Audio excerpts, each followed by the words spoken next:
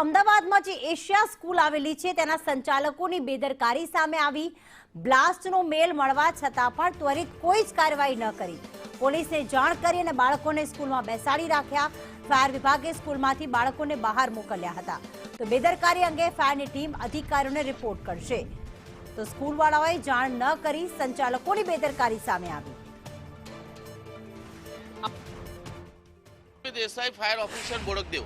વિષ્ણુભાઈ, કેટલા વાગે મેલ મળ્યો એશિયા સ્કૂલમાં? કેટલા વાગે આપણને મેસેજ મળ્યો તો એશિયા સ્કૂલમાં જે ધમકીભર્યો મેલ આવે તેને લઈને?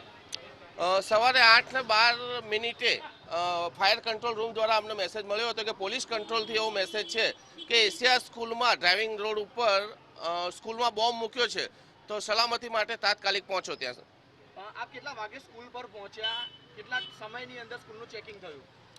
અમે બહુ ઝડપથી એટલે 8:12 કોલ મળ્યો હતો, 5 થી 7 મિનિટમાં અમે અહીંયા પહોંચી ગયા હતા।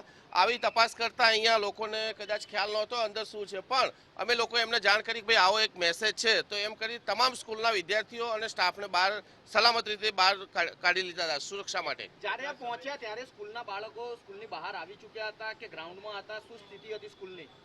અમે પહોંચ્યા ત્યારે સ્કૂલમાં જ હતા બાળકો।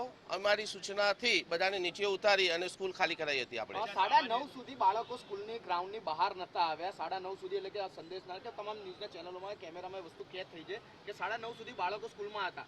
જો આ મેલ સાચો હોય તો કેટલું જોખમી હતું? સ્કૂલ સંચાલકોની બેદરકારી માની શકાય? અમે આવી તરત જ એ લોકોને બહાર કાઢવા માટે સૂચના આપી દીધી હતી। પોલીસ પણ હાજર હતી।